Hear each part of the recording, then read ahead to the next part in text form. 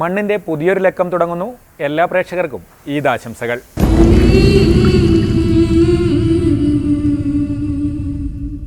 കൊല്ലത്തെ ഒരു മിക്സഡ് ഫാമിനെ കുറിച്ചാണ് മണ്ണിലാദ്യം. തൃശ്ശൂർ കലശമലയിലെ ജൈവ വൈവിധ്യത്തിൻ്റെ പ്രാധാന്യവും ഈ ലക്കത്തിൽ കാണാം.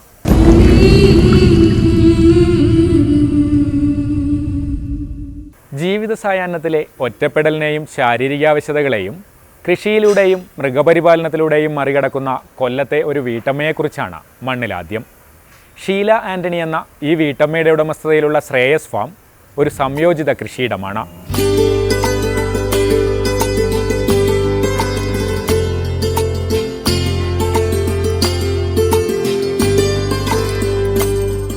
കൊല്ലം പാറക്കടവിലെ 6 ഏക്കർ സ്ഥലത്താണ് ഷീല ആൻ്റണിയുടെ ശ്രേയസ് ഫാം.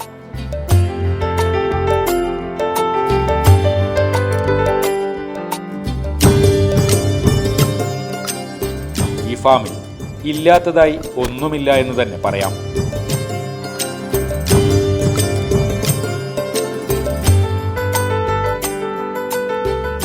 കൃഷിയോടൊപ്പം പക്ഷിമൃഗ പരിപാലനവും ഒന്നിച്ചു കൊണ്ടുപോകുന്ന സംയോജിത രീതിയാണ് ഇവിടെ സ്വീകരിച്ചിരിക്കുന്നത്.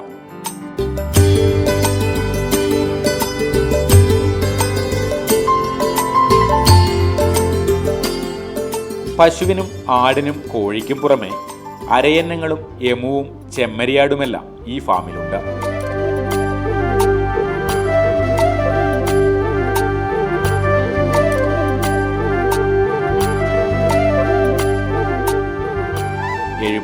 ാം വയസ്സിലും ഫാമിലെ എല്ലാ കാര്യങ്ങളും നോക്കി നടത്തുന്നത് ഷീല ആൻ്റണി തന്നെയാണ്.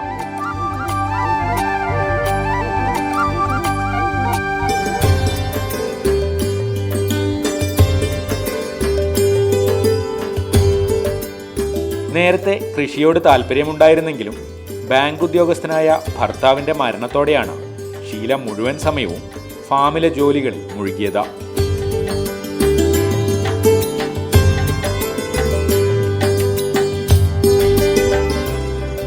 മക്കൾ ബിസിനസിന്റെ തിരക്കുകളിലായതോടെ ഈ വീട്ടമ്മയുടെ ലോകം ഫാമും ഇവിടുത്തെ പക്ഷിമൃഗാദികളുമായി. 17 വർഷം മുമ്പ് കുറച്ച് പശുക്കളെ വളർത്തിക്കൊണ്ടായിരുന്നു ശ്രേയസ് ഫാമിന്റെ തുടക്കം. പശുവിനെയാണ് ആദ്യം വളർത്താൻ തുടങ്ങിയത്. പശുവിനെ വളർത്തി കഴിഞ്ഞപ്പോൾ ഞാൻ വിചാരിച്ചു, ഇത്രയും ചാണകം വെറുതെ പോകുന്നു, വളമല്ലേ, ചാണകം വെറുതെ പോകുന്നു. പശുവിനെ വളർത്തുന്ന കൂട്ടത്തിൽ കുറച്ച് കോഴിയും കൂടെ വളർത്തിയായിരുന്നു. ചാണകം വെറുതെ പോകുന്നു എന്ന് പറഞ്ഞാണ് കൃഷി തുടങ്ങിയത്. ഫാം വിപുലീകരിച്ചതോടെ 6 ഏക്കർ ഭൂമിയെ 3 ഭാഗങ്ങളായി തിരിച്ചു.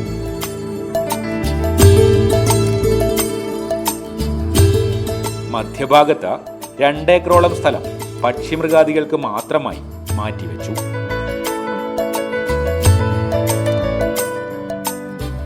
ഒരു ഭാഗത്ത് കരനെല്ലും മരച്ചീനിയും, മറുഭാഗത്ത് പച്ചക്കറികളും.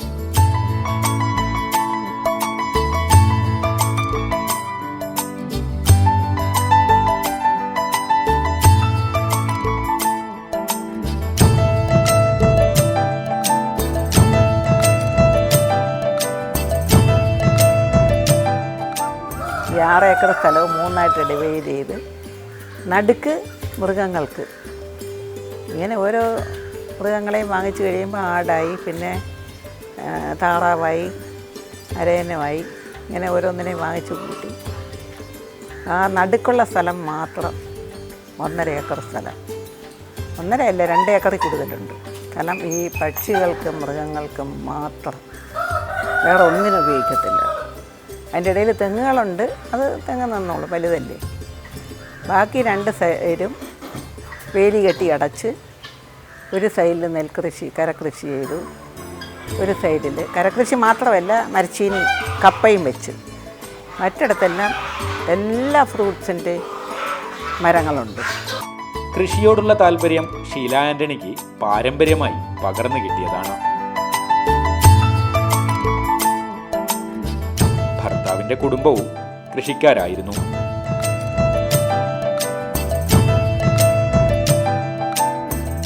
പച്ചക്കറിയും ധാന്യങ്ങളും പാലുമെല്ലാം പ്രകൃതിദത്തമായത് തന്നെ ഉപയോഗിക്കണമെന്ന് ഇവർക്ക് നിർബന്ധമുണ്ട്.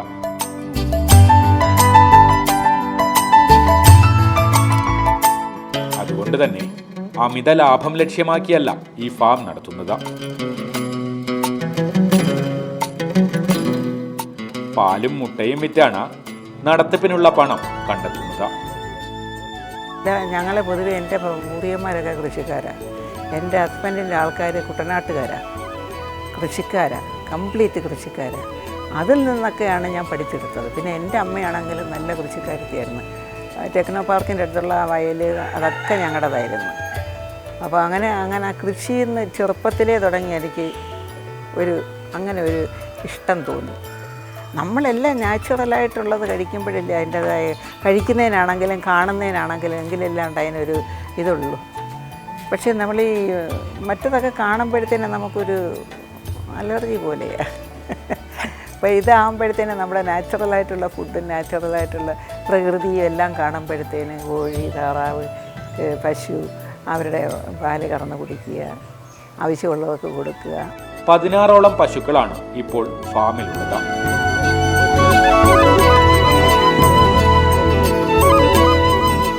നേരത്തെ 45 ആടുകൾ ഉണ്ടായിരുന്നെങ്കിലും ഇപ്പോൾ 18 എണ്ണമേ ഉള്ളൂ.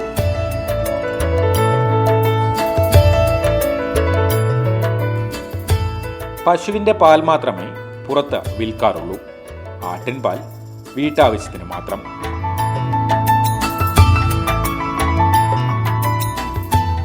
ആട്ടിൻകുട്ടികളെ വിൽക്കുന്നതിലൂടെയാണ് വരുമാനം ലഭിക്കുന്നത്.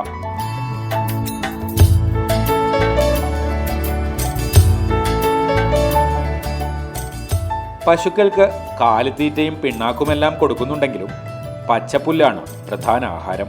പശുക്കളെ മേയാൻ വിട്ട് തന്നെ വളർത്തണമെന്ന ഷീല ആന്റണിക്ക് നിർബന്ധമുണ്ട്.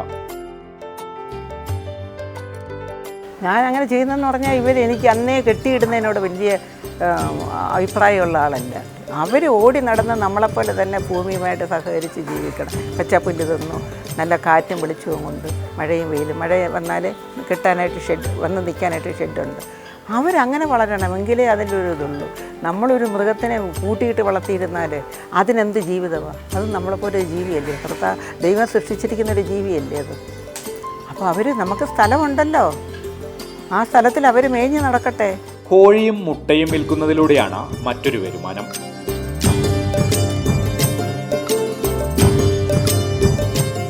കോഴികളെയും പറമ്പിൽ തുറന്നുവിട്ടാണ് വളർത്തുന്നത്.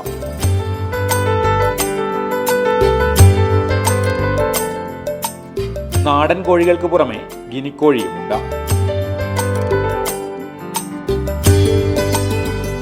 കോഴികളെ ഫാമിൽ അടയിരുത്തി മുട്ട വിരിയിക്കുകയാണ് പതിവ്.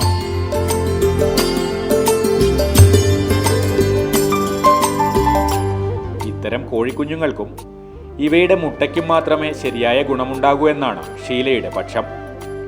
നാച്ചുറലായിട്ട് അടയിരുത്തിയാലേ കോഴികളുടെ മുട്ടയ്ക്കും നല്ലതുള്ളൂ, കുഞ്ഞുങ്ങളും നല്ലത് കിട്ടത്തുള്ളൂ. നാടൻ മുട്ടയെന്ന് പറയുന്നത് എന്നതാണ്, ബ്രോയിലർ മുട്ട എന്നതാണ്. ആ മുട്ടയ്ക്ക് ഈ മുട്ടയ്ക്കും വലിയ വ്യത്യാസമുണ്ട്. അത് 10 ഇരട്ടി ഗുണമാണ് ഈ മറ്റേ മുട്ടയേക്കാൾ ഈ നാടൻ മുട്ട കഴിക്കുന്നത്. കുഞ്ഞുങ്ങൾക്കാണെങ്കിൽ നാടൻ മുട്ട കൊടുക്കുന്നതാണ് നല്ലത്. അരയന്നങ്ങളെ വളർത്തുന്നത് സന്തോഷത്തിന് വേണ്ടിയാണെന്ന് ഈ വീട്ടമ്മ പറയും.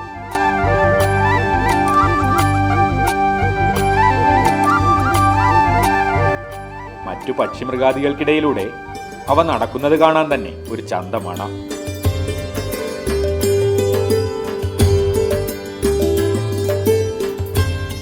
ആദ്യം ഒരു ജോഡി അരയന്നങ്ങളെ ഉണ്ടായിരുന്നുള്ളൂ. ഫാമിൽ തന്നെ മുട്ട വിരിഞ്ഞുണ്ടായതാണ് ബാക്കിയുള്ളവയെല്ലാം.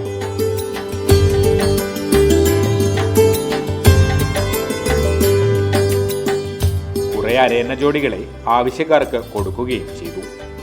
അരയന്നങ്ങളെ വളർത്തുന്നത് അത് അവിടെ ഓടി നടക്കുന്ന ഇതുങ്ങളുടെ ഇടയിൽ അത് നടക്കുന്ന കാണുമ്പോഴത്തേന് അതൊരു പ്രത്യേക ആനന്ദമാണ്.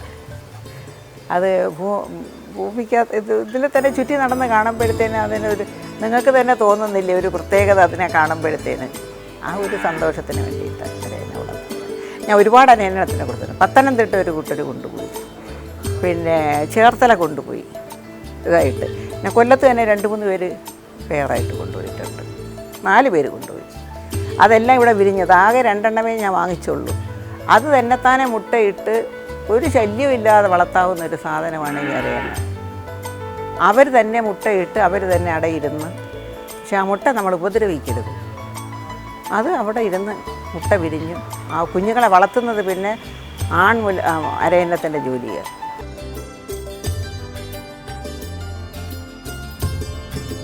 വാഴ, മരച്ചീനി, ചേന, ചേമ്പ് തുടങ്ങിയ കൃഷികളാണ് ഇപ്പോൾ ഫാമിലുള്ളത്.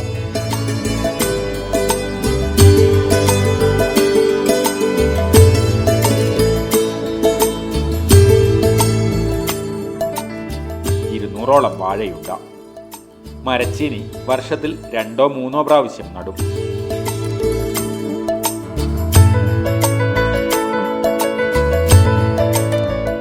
വിളവുകൾക്കിടയിൽ കുറച്ചുകാലം ഭൂമി വെറുതെ ഇടുകയും ചെയ്യും.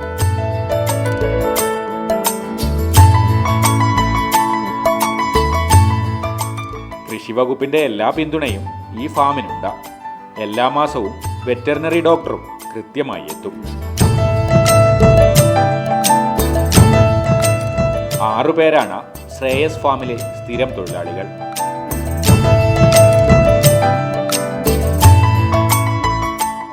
കൃഷിയുടെ കാര്യങ്ങൾ നോക്കാൻ 4 പേർ, പശുവിനെ നോക്കാൻ മാത്രമായി ഒരാൾ.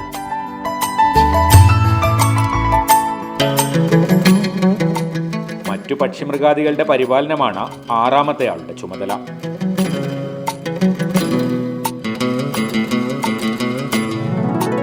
എല്ലാത്തിനും മേൽനോട്ടവുമായി ഷീല ആന്റണി മുഴുവൻ സമയവും ഫാമിൽ തന്നെ ഉണ്ടാകും.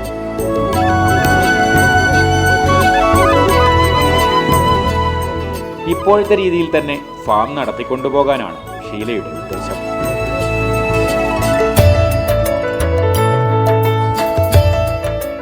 വിപുലമായ രീതിയിലൊക്കെ നടത്താൻ പുതിയ തലമുറയ്ക്കേ കഴിയൂ എന്ന് ഈ വീട്ടമ്മ പറയുന്നു.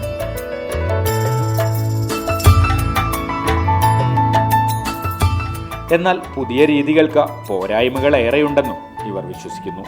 വാണിജ്യ അടിസ്ഥാനത്തിൽ ചെയ്യണമെങ്കിൽ നമ്മൾ അതിന് പ്രത്യേക ആൾക്കാർ വേണം, പ്രത്യേക മെഷീനറീസ് വേണം. നമുക്കതൊന്നുമില്ല, നമുക്കെല്ലാം സാധാരണ രീതിയിലുള്ള പോക്കാണ്, സാധാരണ കൃഷി. അത് ഞാൻ ആഗ്രഹിക്കുന്നുള്ളൂ, എന്നെക്കൊണ്ട് അതേ പറ്റത്തുള്ളൂ. കാരണം അതിനേക്കാൾ വിപുലമായിട്ട് പോകാനൊക്കെ അത് ഇപ്പോഴത്തെ തലമുറയ്ക്കേ പറ്റത്തുള്ളൂ. പക്ഷേ അതിൻ്റേതായ ഭവിഷ്യത്തുമുണ്ട്. ഈ പശുക്കളെയൊക്കെ കെട്ടിയിട്ട് വളർത്തിയിരുന്നാൽ അതെങ്ങനെയാണ്? എൻ്റെ പാലിനെന്തോ ഗുണം കാണും. ആടിനെ കെട്ടിയിട്ട് വളർത്തിയാൽ എൻ്റെ ഇറച്ചിക്കെന്തോ ഗുണം കാണും, പാലിനെന്തോ ഗുണം കാണും? ഒന്നും കാണത്തില്ല. നമ്മുടെ ഇറച്ചി ആടിനെയൊക്കെ വാങ്ങിച്ചുകൊണ്ടുപോയാൽ പറയാം നല്ല 1-ാം തരം ബിരിയാണിയായിരുന്നെന്ന് പറയും അവരത് ഉപയോഗിച്ചിട്ട്. അവർ നല്ല സന്തോഷമായിട്ട് അവർ മൃഗങ്ങൾ, പക്ഷിമൃഗാദികൾ അവർ സന്തോഷമായിട്ട് ജീവിക്കട്ടെ. ഫാമിലെ പക്ഷിമൃഗാദികളെല്ലാം ഈ അമ്മയ്ക്ക് മക്കളെ പോലെയാണ്.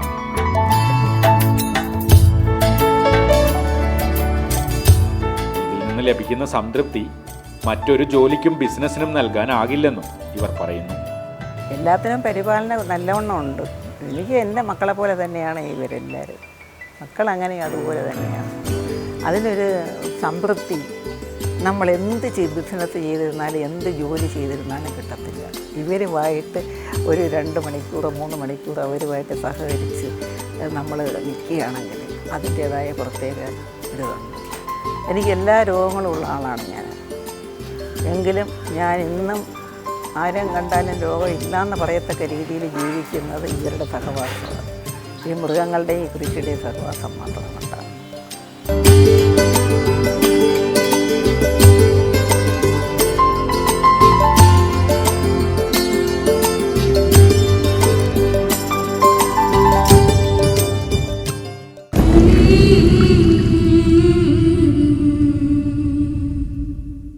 ലോകത്തെ തന്നെ അപൂർവമായ സസ്യങ്ങളുടെ ഒരു കലവറയാണ് തൃശ്ശൂർ അഗതിയൂരിലെ കലശമല.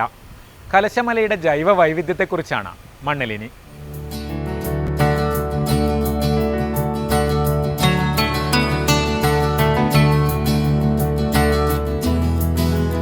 കേരളത്തിലെ ഏറ്റവും സംരക്ഷിക്കപ്പെടേണ്ട ജൈവ വൈവിധ്യത്തിൻ്റെ കലവറയായി പഠനങ്ങൾ കണ്ടെത്തിയിട്ടുള്ള പ്രദേശമാണ് തൃശ്ശൂർ അഗതിയൂരിലെ കലശമല.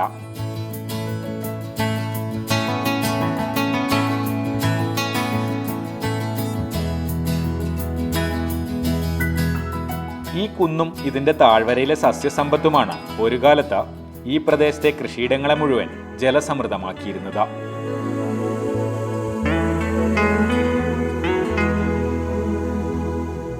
എത്ര വരണ്ട കാലാവസ്ഥയിലും ജലം ലഭിക്കുന്ന പ്രദേശമായിരുന്നു ഇവിടം. ഈ ചെങ്കൽക്കുന്നിൽ കുടിച്ചിറങ്ങിയ വെള്ളമാണ്, മഴക്കാലത്ത് കുടിച്ചിറങ്ങുന്ന വെള്ളമാണ് നീരുറവയായി ഈ കാട്ടിൽ എല്ലാ കാലത്തും, ഏത് വരണ്ട കാലാവസ്ഥ മൊത്തം ഉണ്ടാവുന്ന കേരളത്തിൽ ഉണ്ടാവുന്ന സമയത്ത് പോലും വെള്ളം നിറഞ്ഞൊഴുകുന്ന ഒരു പ്രദേശമായിരുന്നു ഈ അഗതിയൂരിലെ കുളവട്ടി നിലനിൽക്കുന്ന കലശമല എന്ന് പറയുന്ന പ്രദേശം. അതിൽ ഈ വെള്ളം തുടർച്ചയായിട്ട് വരാനുള്ള കാരണം പ്രത്യേകിച്ച് ഈ ചെങ്കൽ മണ്ണോട് കൂടിയിട്ടുള്ള കുന്നായതുകൊണ്ട് അത്രയധികം വെള്ളം കുടിച്ചിറങ്ങാൻ സാധിക്കും. ഏകദേശം ഒരു ചെങ്കൽ മണ്ണ് എടുത്ത് നമ്മൾ നോക്കിക്കഴിഞ്ഞാൽ 1 കിലോ മണ്ണിൽ 1 ലിറ്റർ വെള്ളമാണ് സംഭരിക്കാൻ സാധിക്കും. ലോകത്തെ തന്നെ അപൂർവമായ സസ്യസമ്പത്താണ് കലശമലയുടെ താഴ്വരയിലുള്ളത്.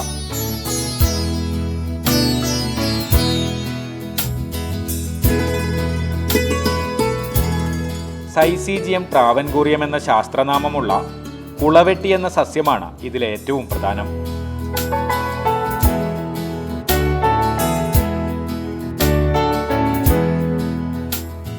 ചതുപ്പ് പ്രദേശത്ത് വളരുന്ന ഞാവൽ വർഗത്തിൽപ്പെട്ട ചെടിയാണിത്. ഈ കാടിൻ്റെ ഒരു പ്രത്യേകത, ഈ പ്രദേശത്തെ ഈ കാടിൻ്റെ ഒരു പ്രത്യേകത, ലോകത്ത് അപൂർവമായി കാണുന്ന സൈസീജിയം ട്രാവൻകൂറിക്കം എന്ന് പറയുന്ന ഇനത്തിൽപ്പെട്ട ഞാവൽ സസ്യമാണ് ഇവിടെ നിലനിൽക്കുന്നത്. ഇതിനെ ഇവിടെ നാട്ടുകാർ വിളിക്കപ്പെടുക കുളവെട്ടി എന്നാണ്. ഇന്ന് കുളവെട്ടി എന്ന പേരിലാണ് ഈ സസ്യം കൂടുതലായിട്ട് അറിയപ്പെടുന്നത്. ഇന്ന് വരെ കണ്ടുപിടിക്കപ്പെട്ട ഇതിൻ്റെ എണ്ണം 200 എണ്ണമാണ് ഉള്ളത്. എന്നാൽ ഈ കാട്ടിൽ തന്നെ 492 എണ്ണം സസ്യങ്ങളായി നിലനിൽക്കുന്നത്. അതിൽ ഇത്രയും വരണ്ട അവസ്ഥയായിട്ട് പോലും നിലകൊള്ളാൻ സാധ്യതയുള്ള 192 എണ്ണം മാത്രമാണ് ഐഡൻറ്റിഫൈ ചെയ്ത് നിലനിർത്തിയിട്ടുള്ളത്. പക്ഷേ ഈ മരത്തെ നിലനിർത്തണമെങ്കിൽ ശുദ്ധജലത്തിൻ്റെ സാന്നിധ്യം അനിവാര്യമാണ്. പീച്ചിയിലെ വനഗവേഷണ കേന്ദ്രം നടത്തിയ പഠനത്തിലും മറ്റും വേറെയും അപൂർവ സസ്യങ്ങൾ ഈ മേഖലയിൽ കണ്ടെത്തിയിട്ടുണ്ട്.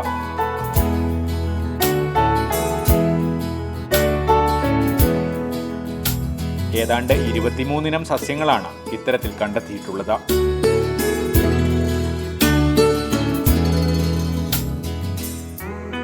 ഇതിൽ 2 സസ്യങ്ങളാണ് ഏറ്റവും അപൂർവമായത്. കേരള ഫോറസ്റ്റ് കേരളത്തിലെ വിവിധ സസ്യങ്ങളെ കുറിച്ചിട്ടുള്ള പഠനങ്ങൾ അനേകം നടത്തിയിരുന്നു. ചെറിയ സസ്യങ്ങൾ അതിൻ്റെ ഇത് KFRAയുടെ ഡോക്യുമെൻറ്റേഷനുണ്ട്.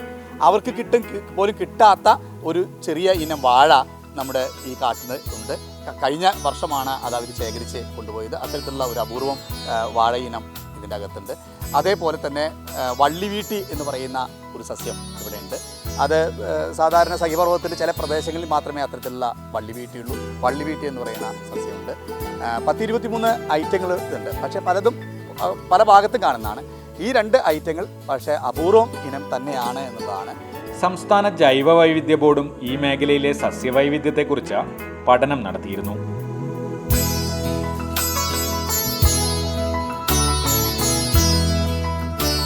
ഇതിനെ തുടർന്ന് കലശമലയെ ബയോഡൈവേഴ്സിറ്റി ഹെറിറ്റേജ് സൈറ്റായി പ്രഖ്യാപിക്കാനുള്ള നടപടികൾ തുടങ്ങുകയും ചെയ്തു. ജൈവവൈവിധ്യ ബോർഡ് ഈ പ്രദേശത്തെ ഈ സസ്യങ്ങളെക്കുറിച്ച് പഠിക്കുകയും അതിൻ്റെ ഭാഗമായിട്ട് കേരളത്തിലെ ജൈവ വൈവിധ്യ ഹെറിറ്റേജ് സൈറ്റായിട്ട്, എന്ന് ബയോഡൈവേഴ്സിറ്റി ഹെറിറ്റേജ് സൈറ്റായിട്ട്, ജൈവവൈവിധ്യ പൈതൃക സ്ഥാനമായിട്ട് കേരളത്തിൽ 5 പ്രദേശങ്ങളാണ് കണ്ടെത്തിയിട്ടുള്ളത്. അതിൽ ഏറ്റവും പ്രധാനപ്പെട്ട സ്ഥലമായിട്ടാണ് അഗതിയിലുള്ള കലശമലയിലെ ഈ കുളവെട്ടി നിലനിൽക്കുന്ന ഈ കാട് പ്രദേശം. പക്ഷേ എന്നിട്ട് പോലും അത് ഇന്ന് കേരള ഗവൺമെൻറ്റിൻ്റെ അംഗീകാരത്തോടുകൂട്ട് മുൻപന്തിയിലെത്താൻ സാധിച്ചിട്ടില്ല. ഇതിന് സംരക്ഷണ വലയങ്ങളൊന്നും ഉണ്ടാക്കിയെടുക്കാൻ സാധിച്ചിട്ടില്ല. ഹെറിറ്റേജ് സൈറ്റായി പ്രഖ്യാപിക്കുന്നതിന്റെ ഭാഗമായി പ്രാദേശിക കമ്മിറ്റിക്കടക്കം രൂപം നൽകിയെങ്കിലും തുടർ നടപടികൾ ഉണ്ടായില്ല.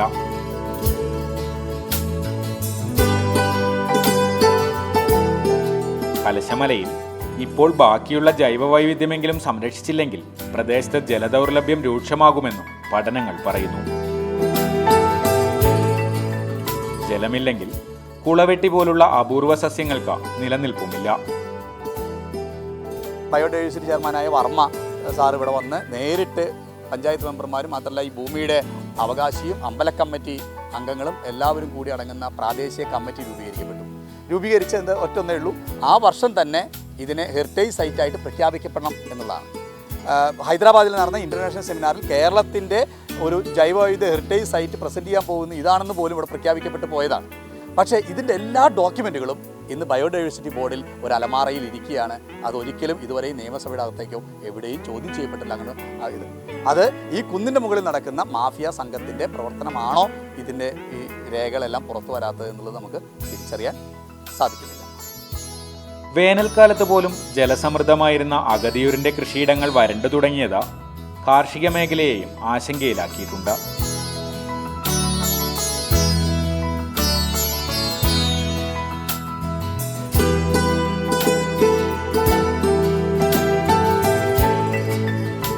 മണ്ണിനെയും ജലത്തെയും സംരക്ഷിച്ചാലേ കൃഷിക്കും കർഷകനും നിലനിൽക്കുള്ളൂ.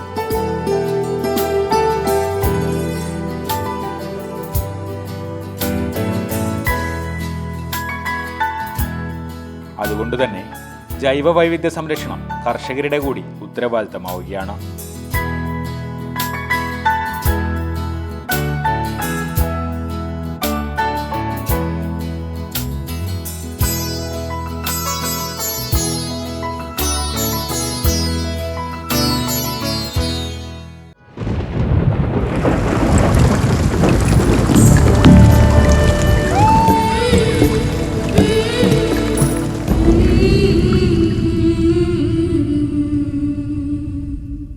മണ്ണിൻ്റെ ഈ ലക്കം ഇവിടെ പൂർണ്ണമാകുന്നു.